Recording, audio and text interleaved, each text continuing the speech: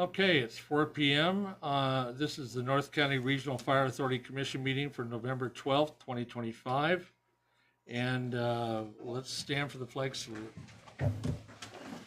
I pledge allegiance to the flag of the United States of America, to the republic for which it stands, one nation, under God, indivisible, with liberty and justice for all. Thank you. Thank you to Commissioner Kelly for leading us all. No, that was Leonard's voice coming in. Oh, I as he was can trying to tell. say the flag salute. Okay, call the roll, please. Commissioner Cate? Here. Commissioner Johnson? Here. Commissioner Kelly? Here. Commissioner Oaks, I have down as an excused absence. Commissioner Ertley? Here. Commissioner Schreiber? Here. Commissioner Sloan Buchanan?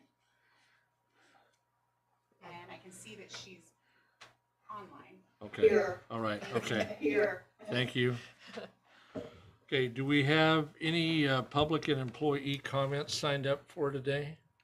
None at this time. None at this time, okay. Do we have IAFF Local 3438 report? Might want to turn that mic on. Okay, you're getting it. There we go, the green light. Okay. Just quickly, nothing other than just the Santa run's kind of getting spun up here. Just sent out another email about it. So we decorating the Santa engine on November 20th, trying to get families and kids there from the organization. A lot of young families now with little kids and stuff. So trying to get that put together. Then both the Arlington and Stanwood Santa parades kind of kick off. So hometown holidays, I think, is December 6th. So just kind of moving into all of that kind of stuff.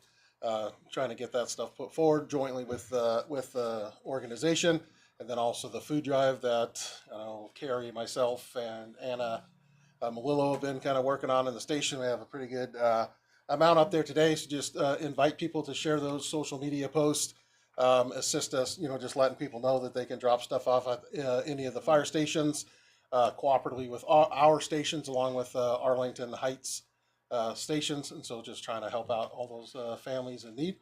So from us, that's just kind of it, kind of heading into that season when we're, really, really busy, but trying to help out our community. So that's all I have for tonight. Thank you very much. Appreciate it. Okay, I need, before we approve the agenda, I need to entertain a motion or to have someone entertain a motion to amend the agenda item 8 to reflect possible action rather than no action after the public hearing on resolution 111-22025-01-EMS tax. I would make that motion. Second. Okay. Any discussion? All in favor? Aye. Opposed? Okay. Thank you. That's now I will call for the a motion to approve the agenda as amended.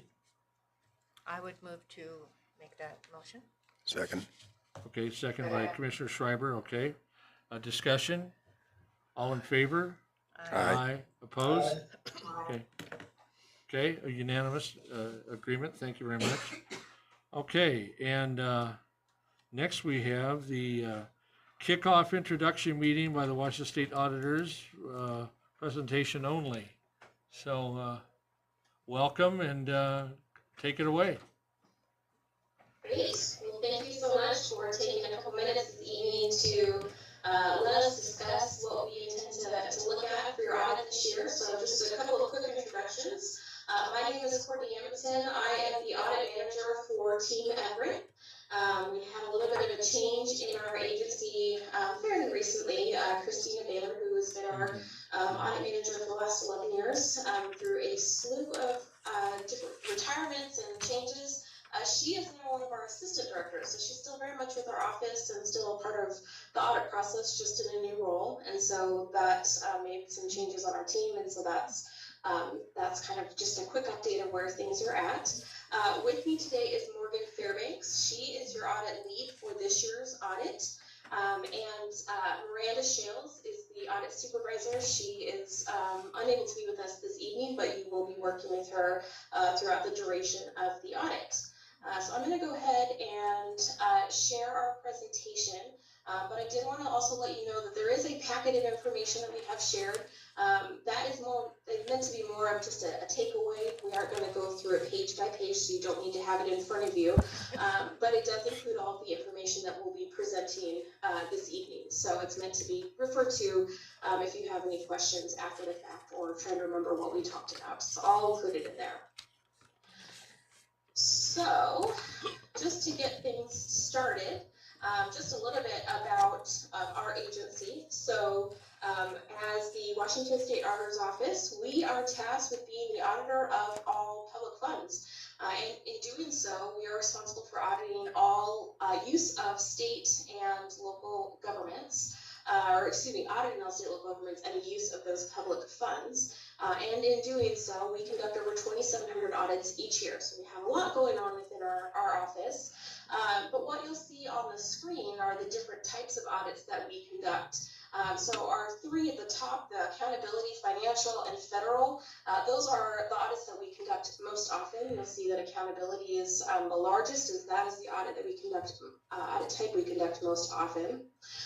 But then you can also see there's a variety of different other audits that we conduct depending on the need of the agency, and that can range from performance audits to cybersecurity audits, down to citizen hotlines should you have them, just a wide array of things that we can take a look at.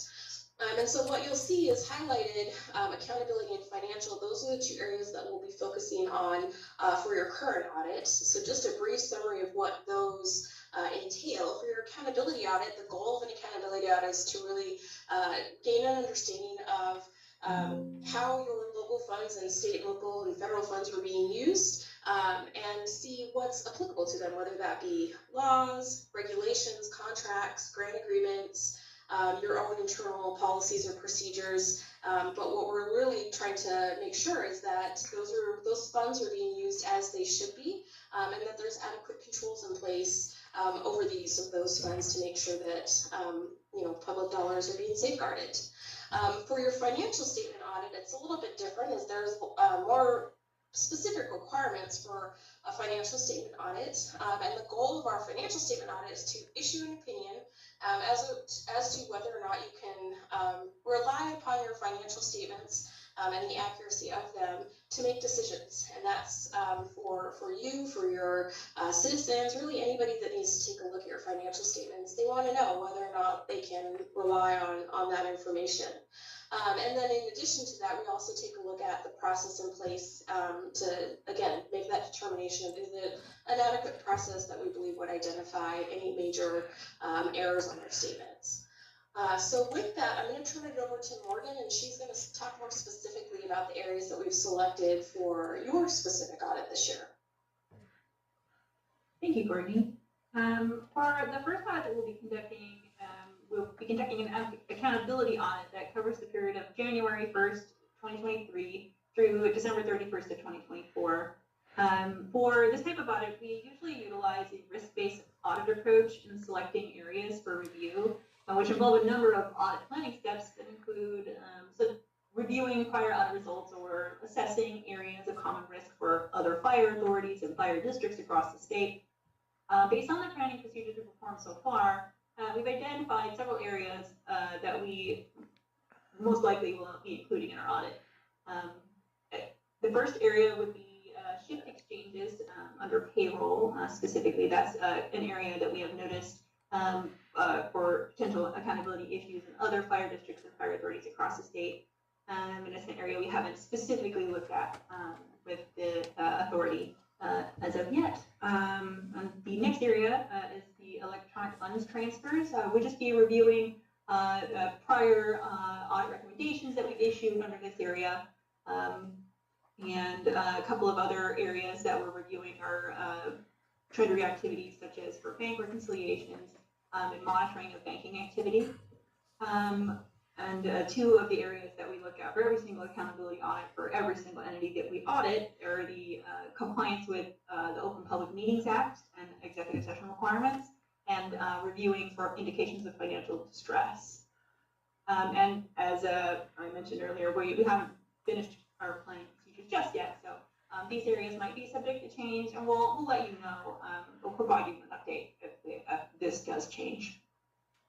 And at the conclusion of the accountability audit, we publish a report that shows the results of our review, and that includes the areas that we examined.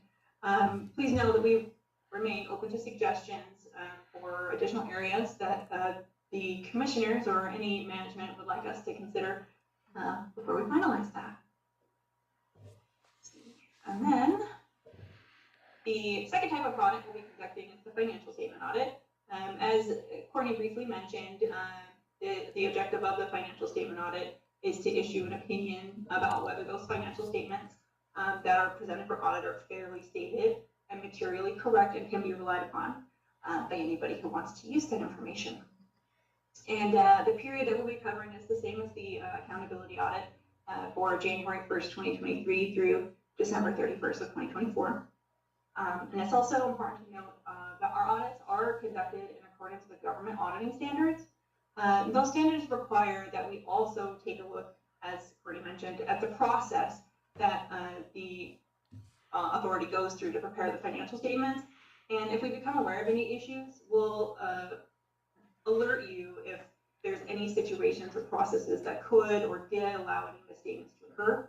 And we'll also keep an eye out for any instances of non-compliance that could impact the information that's presented in the financial statements, and we'll also bring that to your attention. At the end of our audit, we issue a financial statement audit report in accordance with the FAR's manual, and that report will tell you the opinion and our results of our consideration about the process, as well as a full set of the audited financial statements.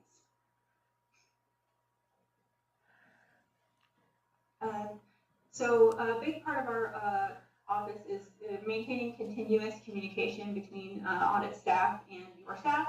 And there's several ways that we try to make sure that we're staying connected throughout that audit process. And we've included a couple, several of them on the slide here. I did want to draw your attention to two of the biggest ones that we think are the most important. The first one is our weekly status meetings. That's one of our most important tools for keeping up to date on the whole progress of our audit. And that's the weekly status meeting. As the name suggests, it recurs weekly, that we meet with the audit liaison, and we provide an overview of the audit. And it's a great opportunity to discuss areas that have been completed, what's still in process, any questions or concerns as they arise, etc. And our second one is the exit conference. We are committed as an office to ensuring that you have the opportunity to hear directly from us about the results. We will work with management to schedule an exit conference meeting similar to this entrance conference meeting and invite all of the commissioners to attend so that we can provide information about that report. And throughout the course of the audit, we may find areas of improvement that are necessary to bring to your attention in the form of audit recommendations. Our office has three primary levels of audit recommendations that are used to convey the significance of the audit issues identified. The first one I want to talk about is the highest and most significant level of audit recommendation. Is called finding. These are the only level of reporting that are included in its entirety as a separate report. In addition, to that finding, the authority is given the opportunity to provide a response to that finding that is published together, so that it can help readers to understand, the serious issue if it's found, but any additional information or background information to show how the issue itself or its planned course of correction will be going forward. The second level down, management letters are recommendations that are less significant than an audit finding, but are still important to bring to the attention of management and the governing body in the form of a formal letter. The management letters are not published in their entirety in our audit reports, but they are referenced, and they are still a public document. We find it's important to address management letters because if they go unresolved, they could be elevated to a finding level in future engagements. And lastly, the lowest level that I just want to talk about are the exit items, which we liken to housekeeping items, as they often address sort of minor issues best practice items, etc. And we provide the full list of those recommendations to the management team for their consideration, but we don't reference them in our audit report. So now I'd like to hand it back over to Courtney so that she can go over some more important audit information. So just a couple of more items. The first one being, first and foremost, we do request and ask that that you limit the amount of confidential information that is shared with us to only the items that are absolutely necessary. We understand that sometimes that is required for things like if we're testing payroll, things of that nature. Those can be confidential, include confidential information, but we ask that you only share what's absolutely necessary. We also ask that if that information is necessary for our testing, that you utilize our secure share transfer so that we can make sure that we keep that information secure in any interaction that we have with it.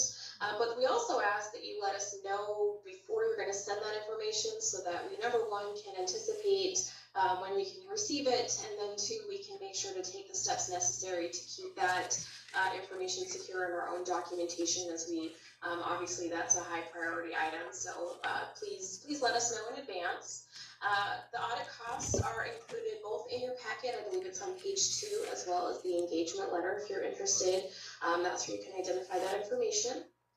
We do hope that throughout the course of the audit that we can answer any questions that you might have and come to a conclusion on any potential concerns. But should there be an item that we cannot resolve amongst this group, we do have an audit dispute process if it's necessary. And then lastly, state law does require that any potential known or suspected loss be reported to our office. Should that come to your attention, there is information and a link on our website where you can report that information, and then somebody from our fraud team will reach out with any additional questions that they might have, or any follow-up steps depending on the situation. But going along with that, we also wanted to bring to your attention that unfortunately I think we're hearing more and more that cybersecurity issues continue to be on the rise. And with that, there has been some changes in the last couple of years of how those items are also required to be reported. So the first one is if a single security incident affects more than 500 Washington residents, that is actually required to be reported to the Attorney General's office. However, it may also be required to be reported to our office should it involve financial records or finances, and that is not dictated by the number of residents that it impacts. So there's a slight difference between who it needs to be reported to and in what instance. So there is information in your packet. You can follow the link either in the packet or it's on our screen, but there's information on our website to help hopefully answer some of those questions. But if you have this impact, you are more than welcome to reach out to our office, and we can help guide you in how those things should be reported to make sure that you're going the right direction. We hope it doesn't come your way, but if it does, we just want to make you aware of that. One question that we do get asked fairly often is who audits the auditor. So similar to your audit, we also receive our own audit every 3 years from the National State Auditors Association. It's called a peer review. We actually just completed our peer review at the end of September. They come out on site and they pour through all of our records the same way that we look at yours, but it's a pass or fail result. So if you were interested in taking a look at our most recent audit results, you can again follow the link on our website, and we received the highest rating of a pass. It's there if you're interested. We also want to let you know of some additional resources that are available to you throughout the year, whether or not we are on site conducting an audit or not. These are at no additional cost to the district or to the RFA. The first one is our local government support team. They're the ones that put together and maintain the BARS manual and the annual online filing for how your financial statements are submitted to our office. They provide a variety of different trainings with the hope that that process runs as smoothly and easily as possible. So they do want any feedback, and they really strongly encourage utilizing those trainings and resources. But they also maintain the client portal, and that is a great resource. It includes things like our auditor help desk, where you can submit a question, of any type, whether that be procurement, something specific to or to fire districts. But depending on the specialist that's most applicable to your question, somebody will respond back and then provide additional guidance to make sure that your question is answered. We also have the Center for Government Innovation. They provide a variety of different resources and tools depending on your need. They have a very hefty resource library that their goal is to provide whatever area you're looking or interested in. They want to try to have a resource available to that. So if you're going to start adding credit cards and you want to make sure that you have a good process in place, there's best practices for things of that nature, but it's a wide array of different topics. So we encourage you to take a look at that. But along those lines, they also provide a variety of different items such as cyber checkups, again with the hope that they can do a quick check and just look for any red flags that they could possibly point out to help reduce your risk of a cybersecurity issue coming your way. They also perform lean trainings, different team building workshops. Really, they want to be as useful as possible depending on your need. And then they also are the ones that maintain the financial intelligence tool. This is a great resource to utilize as it allows you the opportunity to monitor your financial health, but you can also take a look at other districts of similar size, other local governments you're just interested in. It's just a great resource to kind of get an idea of kind of how things are going across Washington State. So again, we encourage you to take a look at that and let us know if you have any questions. And then lastly, we just wanted to make you aware that Fraud Week is coming up. I believe it is next week.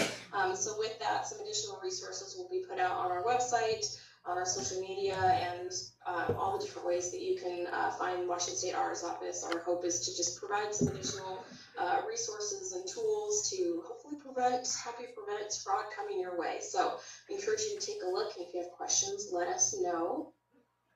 But with that, are there any other questions for us this evening? Commissioners? Morgan, I just had one question. So then you'll just establish a weekly meeting with Randy? Kind of same day? That's great. Yeah, great. Yeah. Thank you. Yeah, we're really early into our audit process, so we're not quite finished with planning. Usually those weekly status meetings start right as we're getting to the end of planning, so those should be started probably in the next week or so. Any other questions from the board? No? Okay, well, thank you for coming. Appreciate your presentation. We'll look forward to working with you over the next few months. Get that done. So with that, we'll say goodbye, and we'll catch you next time around. Thanks, everyone. Have a good evening. Thank you very much. Bye. Okay. I need a motion to approve the consent agenda. So moved. Second. Okay. Discussion? I do have discussion. Oh, okay, go ahead. Chief, could you elaborate on item F a bit for us, please? Yeah, actually, I was planning on doing that in my report. So yes, in the CBA, we listed what the staffing priorities were, and they were having a full-time member on one of the BLS transport units as like A or number one. Turn your mic on.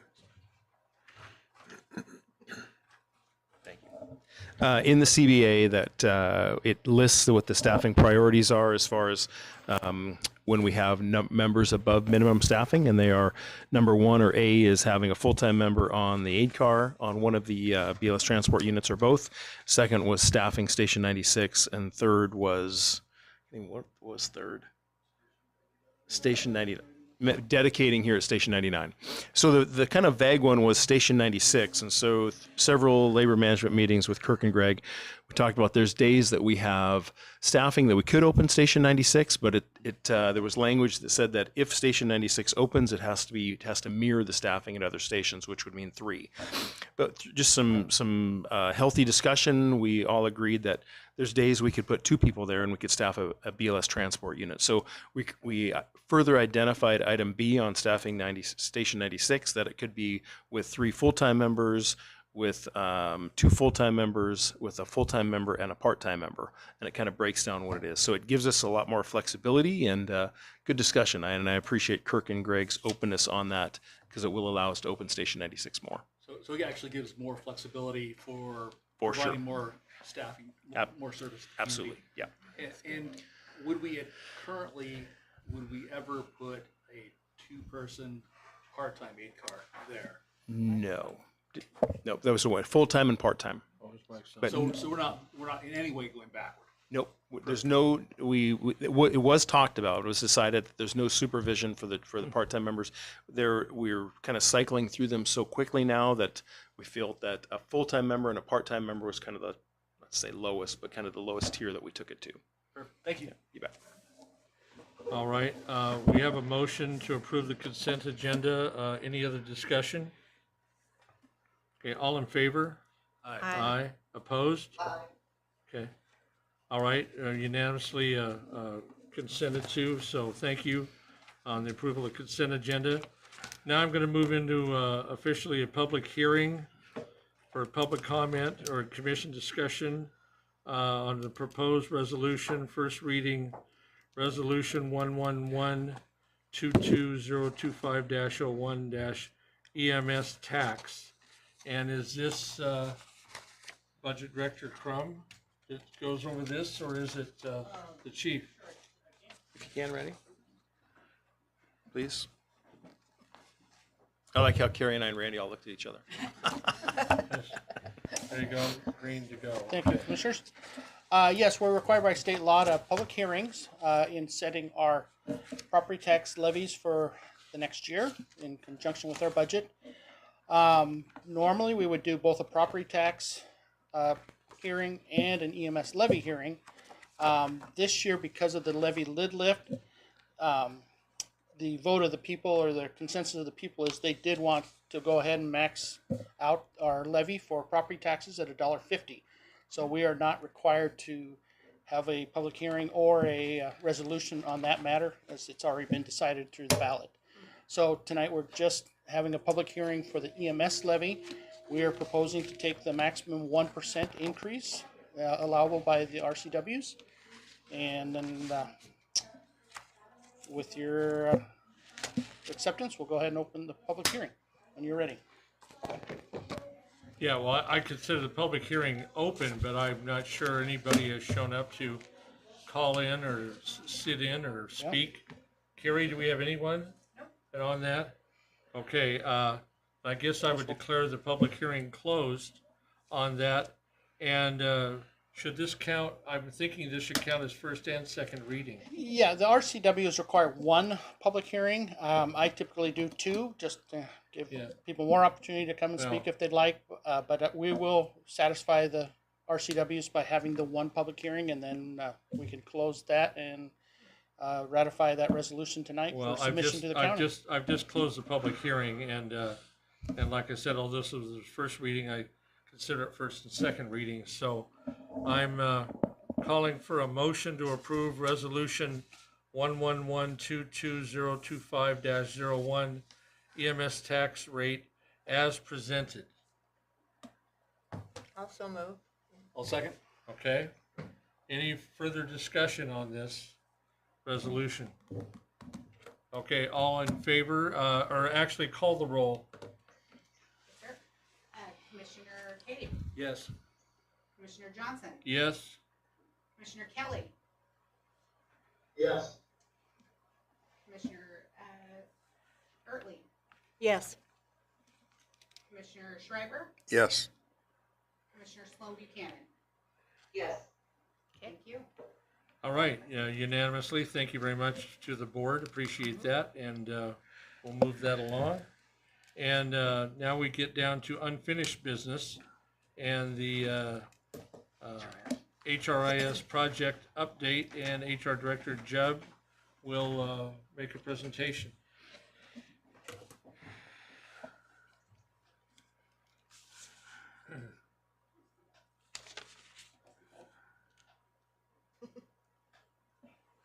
Third time's a charm. All right, well, good evening, Allison Jubb. I'm the Human Resources Director, and I am here to request any discussion and input, and then hopefully with your nod of the head, we can proceed with negotiating a contract for a new HRIS vendor. So I'm going to just go through at a high level, a more detailed recommendation memo that summarizes our project for you, and give you an opportunity. Obviously, we can have conversation as we go through. You don't need to wait till the end, and hopefully have a dialogue about this project and about the recommendation that we are at the point that we're at right now. Back in the summer this year, we initiated a quite long, over 20-page request for proposals for a human resources information system. And that's just a generic term, like people sometimes say Kleenex and it's a tissue. We say HRIS, and it could be many vendors, many approaches, many flavors of that. So we started this and put it out for a good amount of time, about a month, and we received multiple responses for that. And at that point, we started narrowing down the options and really going through in more detail what the different vendors offered for us. Why are we doing an HRIS system? I think we've seen several examples over the past year of ways that we could improve our efficiency, improve our accuracy, improve our timeliness of human resources type processes. So think about any employee process that touches them. Pay, obviously, onboarding, offboarding. We've talked here at the commission, you've talked about exit surveys and performance evaluations. I know that's been talked about in our compensation committee. So all those pieces that really touch an employee's life cycle from end to end really are addressed in an administrative fashion in a human resources information system. We're really growing to the size that it's time for one. We don't have one. We currently use our financial system to process payroll, and it kind of limps along, but we have a lot of Excel spreadsheets and things like that that really, and manual processes that really manage our administration of all these employee components. So it is time to move forward on that. And I will just mention as a side comment, we've had several agencies interested in doing a piggyback on our process. So I'm glad that we have a very robust and well-documented process if they chose to rely on our process to select their own HRIS system as well. So that's just a nice partnering that might happen.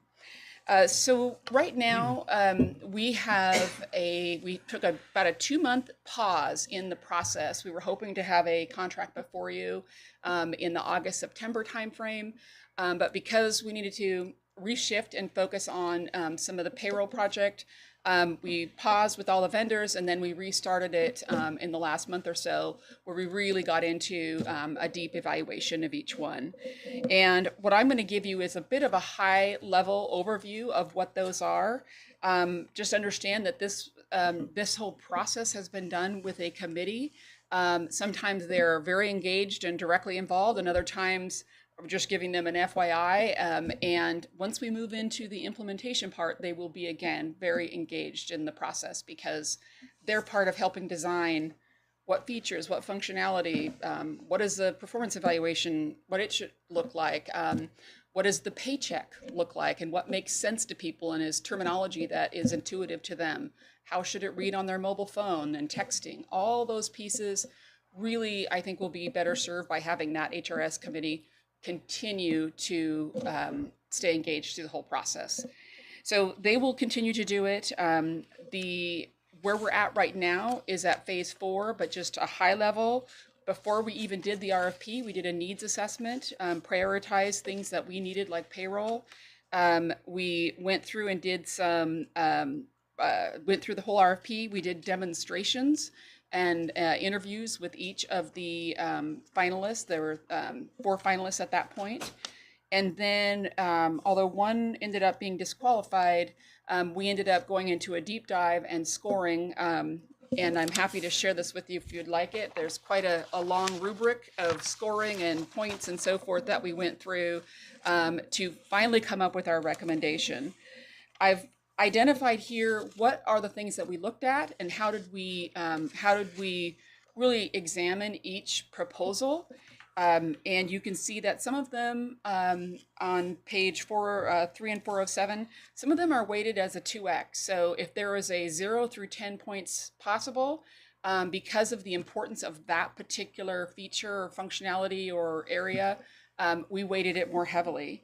And those were important factors for us as we went through this process. And I just realized, hang on just a second here, I might have a typo in one of them, and let me just double check and see.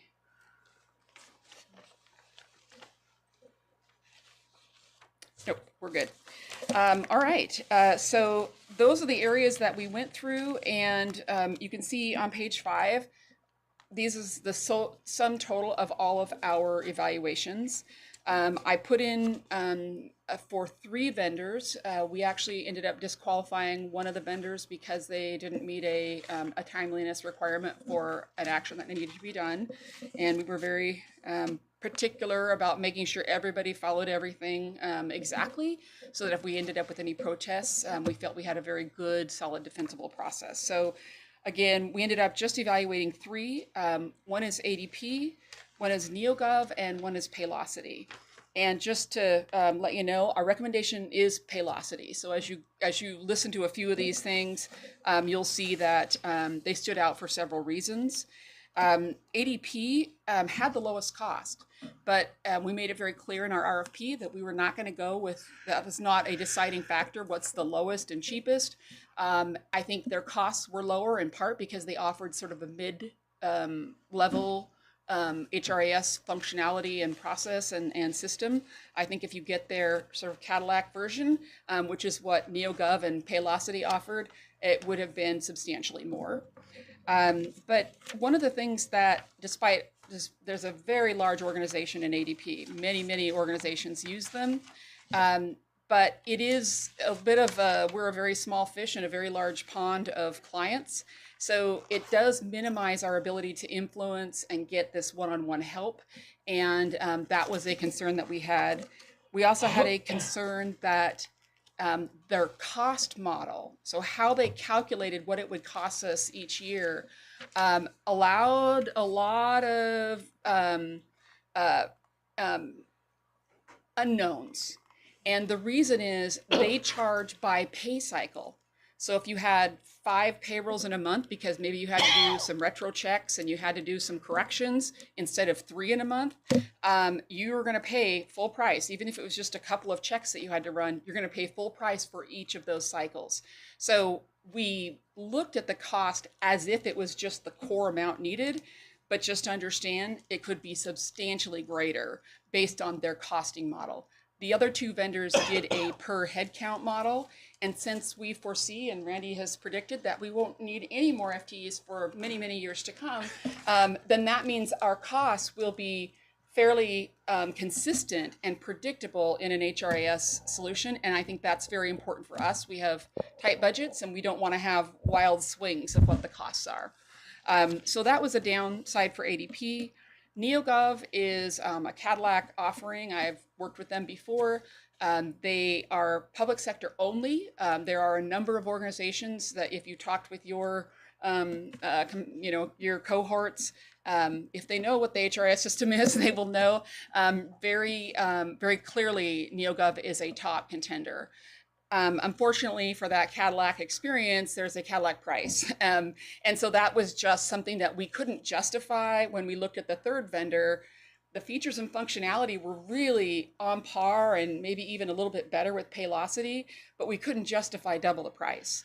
So it is difficult. I know I've had great experiences with NeoGov, but I just can't justify that much more money when we can get really the same thing, or a lot of the same thing.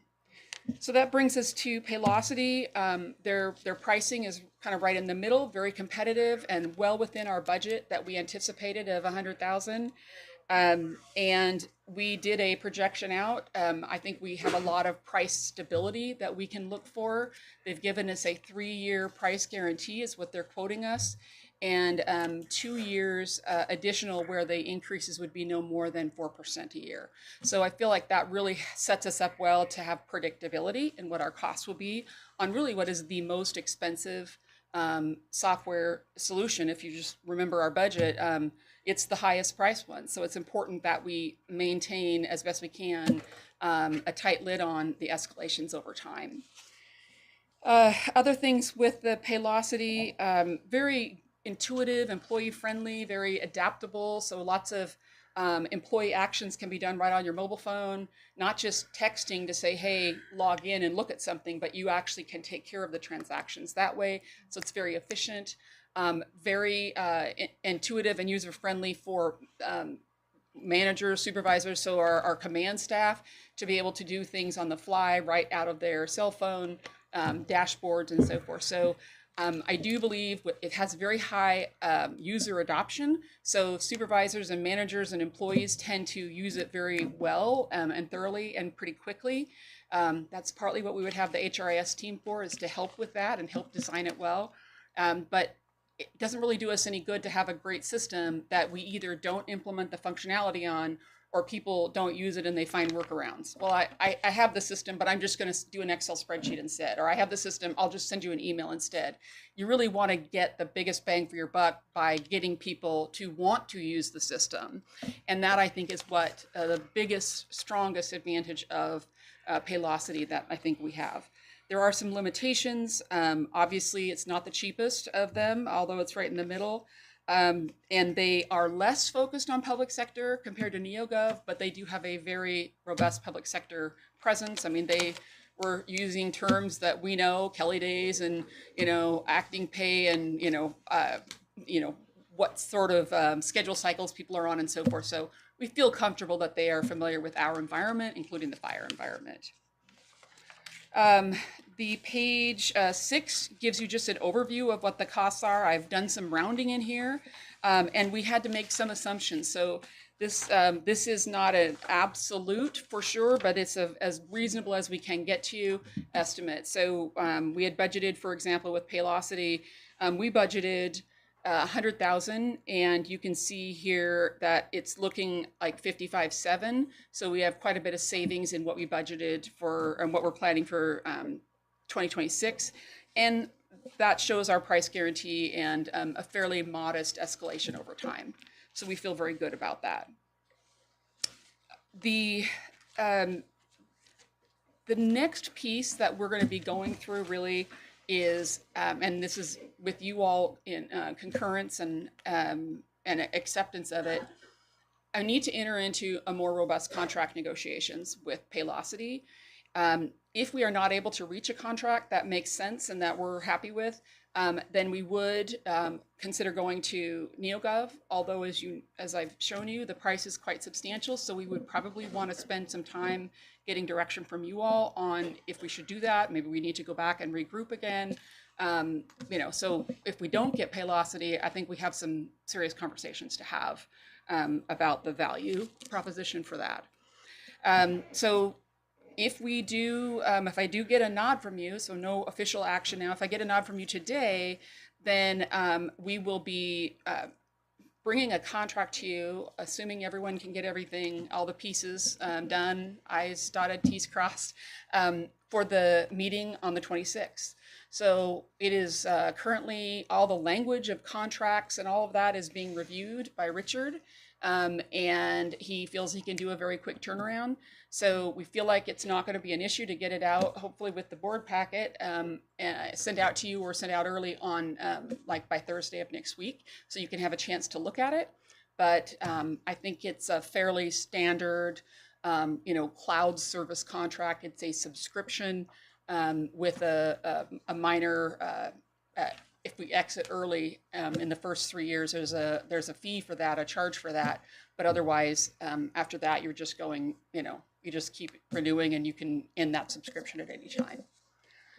So with all of that, with the contract approval, if that happens in November or early December, then we're going to spend about a month working with the vendor and our internal HRIS implementation team to really look through and prioritize. I mean, there's a lot of bells and whistles, and we already know a number one priority is getting our payroll part implemented so that we have a way to have efficient, effective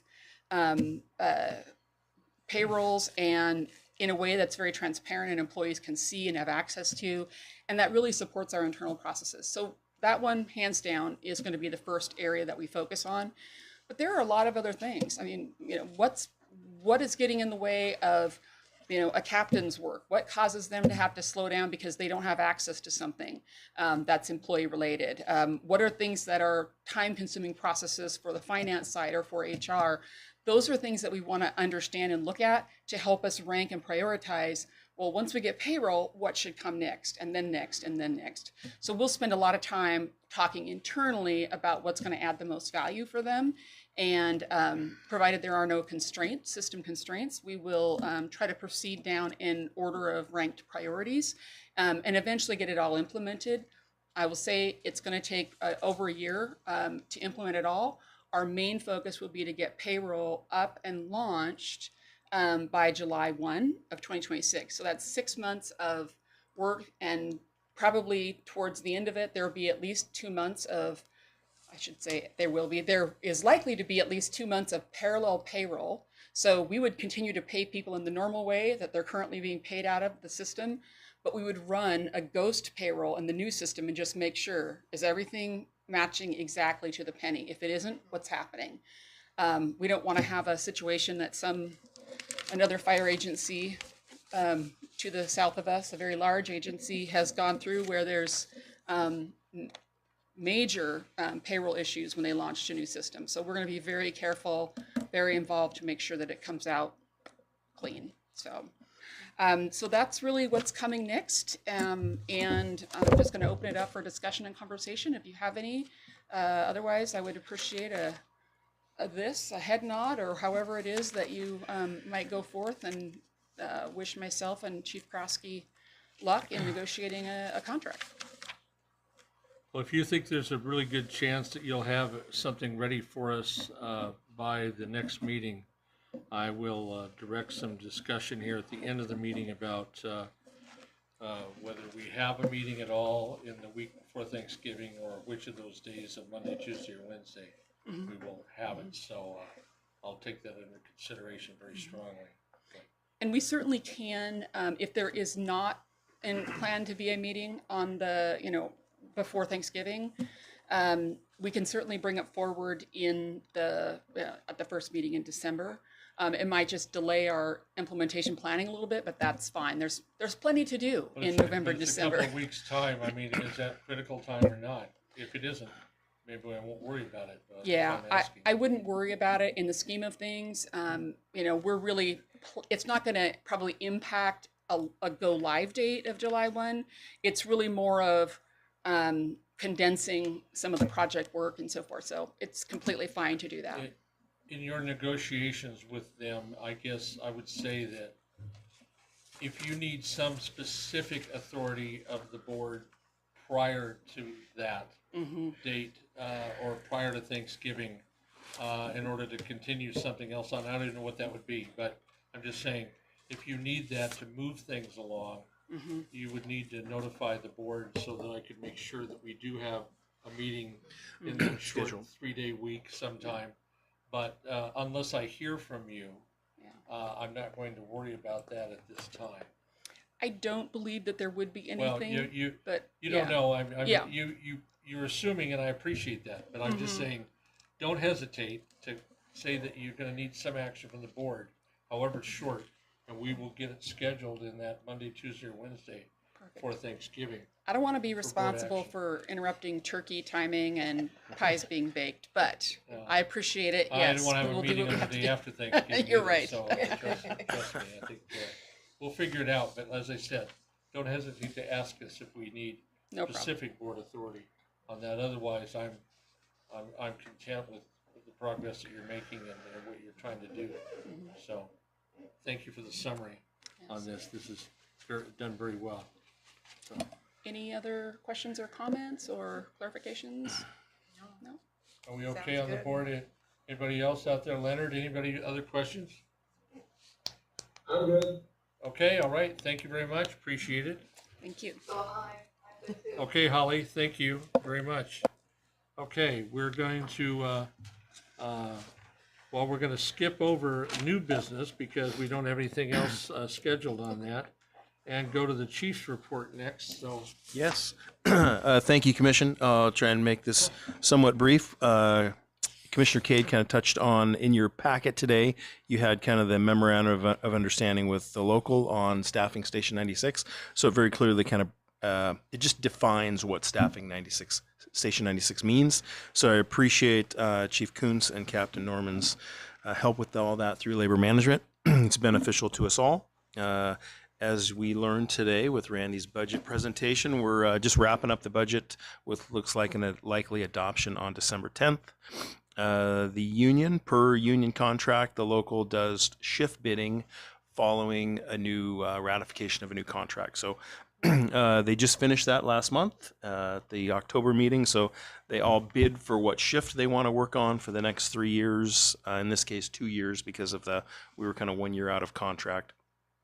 So now that has led to vacation and Kelly Day sign-up. So all of that is happening now for 2026. And as part of that, Commissioner Cade will remember this back in negotiations.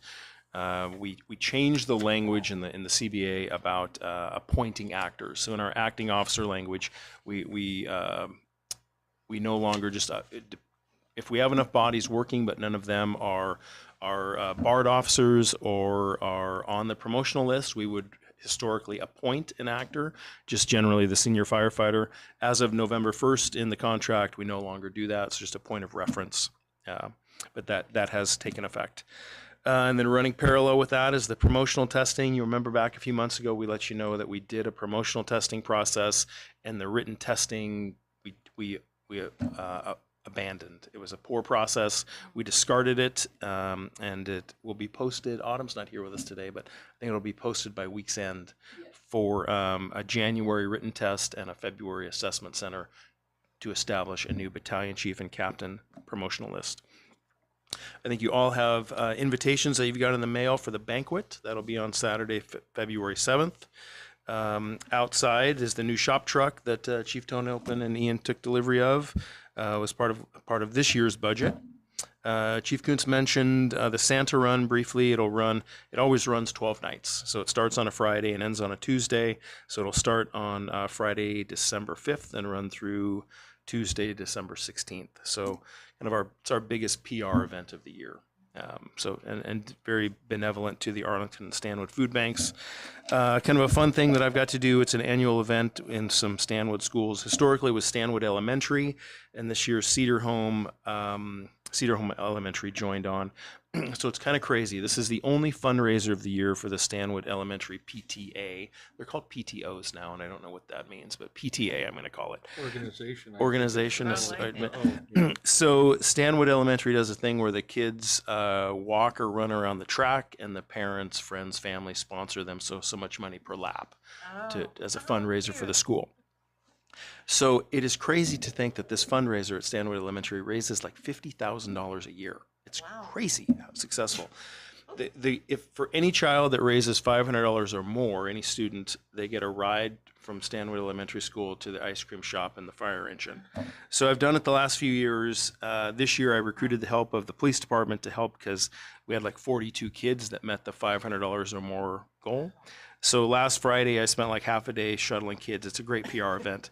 And Cedar Home Elementary did it this year. So on Monday, we just had 8 kids that had to be brought down to the ice cream store. But some good PR for North County working with the schools. We had some training center repairs. Chief Tenhopen has worked with the subcontractor to come out and do some training center repairs.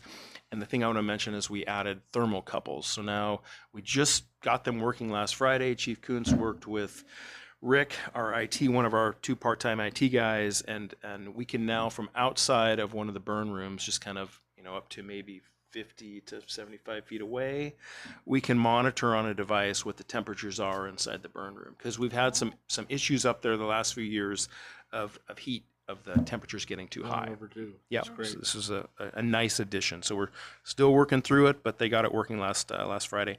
Academy graduation will be on Thursday, December 11th here at Stanwood High School. Just For point of reference, we have a couple members that are out on long-term injuries and one out on a long-term deployment. He's part of the National Guard and is on like a 16 or 18-month deployment. We'll see him back in like June of this year. And I kind of laughed when the auditor mentioned shift exchanges. This came up, I don't know, 18 months ago. We started hearing other departments going through their audits, and there was just some talk about shift exchanges. And we were asked, like, have you guys been through this? We're like, nope, just status quo. And so the way it works now, if Chief Kuntz and Chief Hickman were to do a shift exchange, if they were work the line, the language is it's between them. They work out, hey, will you work for me this day? And you work for me this day. It's between them. Administration has nothing to do with it. That is likely going to change for us. So what we're hearing is agencies that have been through this audit, there's the auditor's office is viewing as kind of a gift of public funds. If Matt says, yeah, Greg, I'll work for you in November and you work for me next year in August. And sometimes it can literally be stretched out that far. They're going, no, you're paying somebody to work it. So we'll probably all have to work through this together in labor management in the coming months, but we're probably going to see some changes to shift exchanges. And then just lastly, we have the need for just a short executive session with Chief Hickman. It should just be like 5 minutes with no action taken. It's more informational. Okay? Thank you. Thank you. Thank you, Chief. Appreciate it. Okay, then at this time, the board will hold an executive session allowable under RCW 42.30.110 sub 1 sub G to review the performance of a public employee. I'm told that 5 minutes You gonna be right back? should do it. Is that I sound think right? 5 minutes will be sufficient. Okay, Yeah. all right. So we will go into that as soon as the room is cleared from, You can stay if you want. depending on Yeah, who you're needs aware to of leave what's and of what it who's is, not. Allison?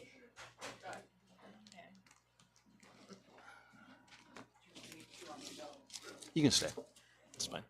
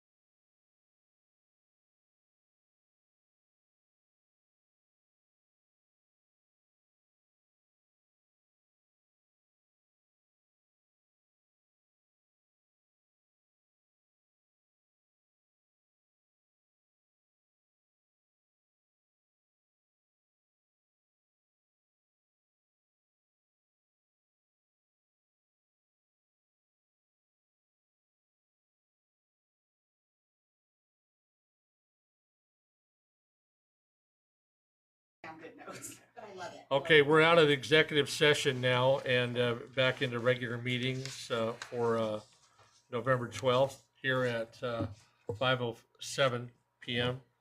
And we're next talking about board, this is commissioner comments and board discussion. I want to bring up one subject and then other board members can bring up whatever they want. And that is, we're trying to decide about a meeting the day before Thanksgiving on 11/26. And one of the suggestions has been that we potentially have a 1 o'clock meeting instead of 4 o'clock in the afternoon. And whether you attend it by Zoom or whether you, or Teams or whatever, or in person, that doesn't sound like a bad idea from where I sit, because I wouldn't mind getting it done earlier in the day. My grandson is in school and he gets a half day that day, you know, things like that. So what are some of the thoughts of the other board members? I like the 1 o'clock idea, or, you know, Yeah, right. nothing later than that, but even earlier would be okay with me, so whatever. I mean, I'm not hearing from others during today's meeting that there would necessarily be a really long agenda to being that. So I'm hoping that even in the worst situation, famous last words, that it wouldn't last past 2 o'clock, and it might even just be between 1 and 1:30. And if there's some urgent matters that might come up or other things on HRIS, possibly. Director Jubb, do you have something to say? Yes, and I apologize. I'm working, we'll be working with Richard to amend the resolution that you passed already to allow the fire chief to enter into agreements for the payroll corrections, because the dates now need to be changed. So we may need to modify a little bit of the language on that.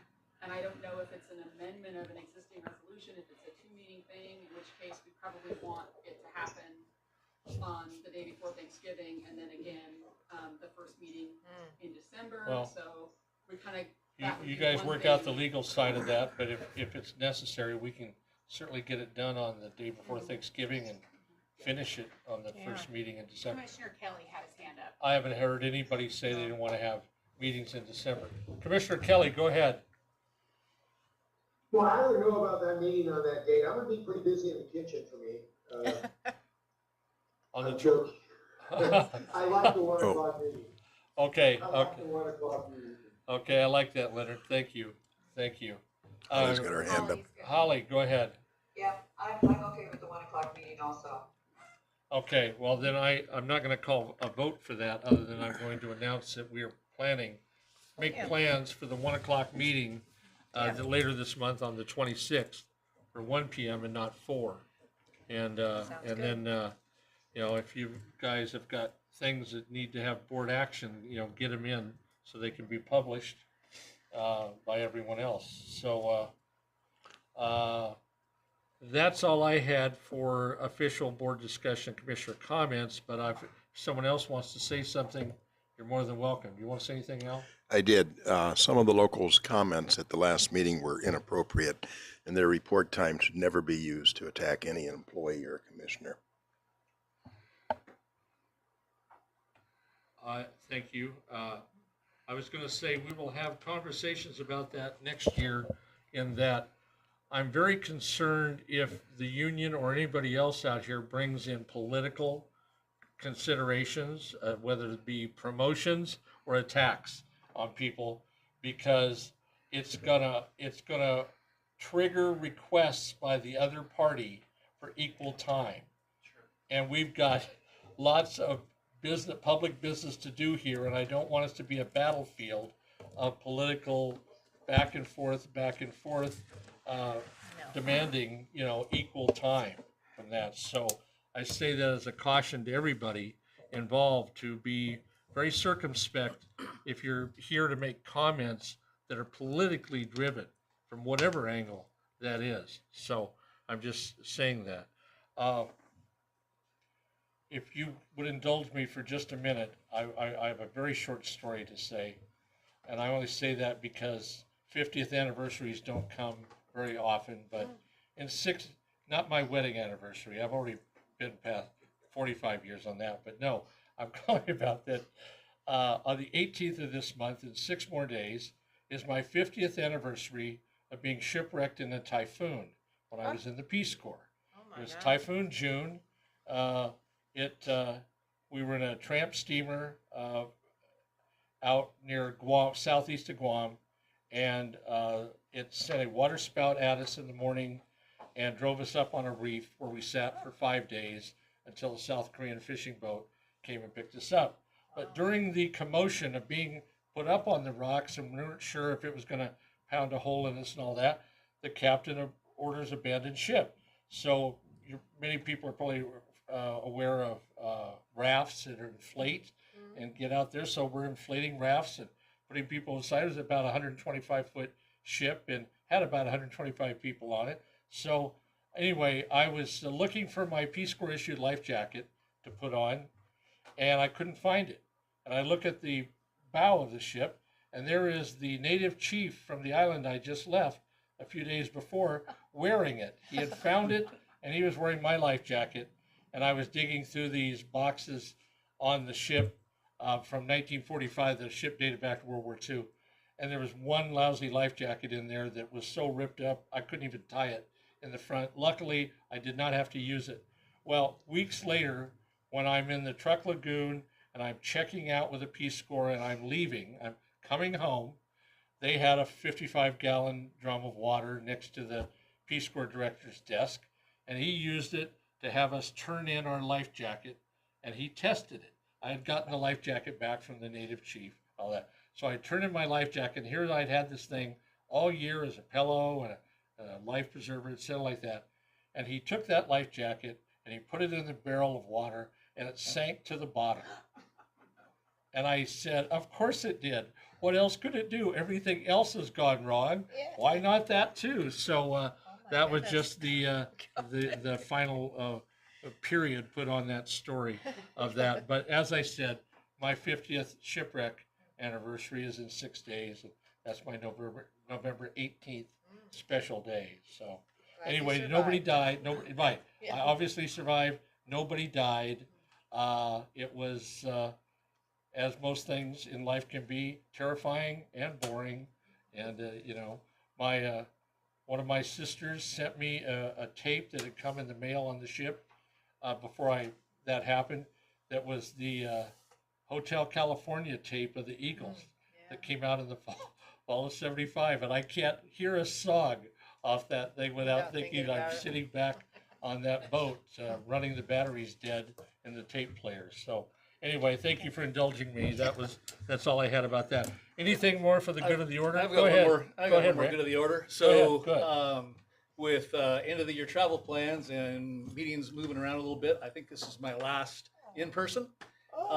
So it's good to say thank you in person rather than over Zoom or something like that. So I wanted to take that opportunity. It's been a pleasure working with everyone from North County, from the line staff, admin staff, and current board, previous board. It's been an honor. So proud of the things we've been able to accomplish, and thank you for the opportunity to work with all of you. Thank you You're very much. going to I'm be going to give you missed. some applause. Very much. I really am. Thank you very much. I think we'll plan to have you back in person when you're done traveling, so that we can be Yeah. a little more Yeah. formally. Yeah, thankful for you exactly. as So- well. well, unless there's something else to say, I will give Commissioner Cade the opportunity to offer the motion to adjourn. I'll make a motion to adjourn. Second. Okay, second by Commissioner Schreiber. All in favor? Aye. Aye. Okay, opposed? No, unanimous. Thank you, everybody. Thank you for the Zoom attendees. Thank you to Commissioner Cade. And we will see you at a short meeting on the 26th. At 1, and At we've 1. got to remember 1 o'clock. Less than an hour. Yes, thank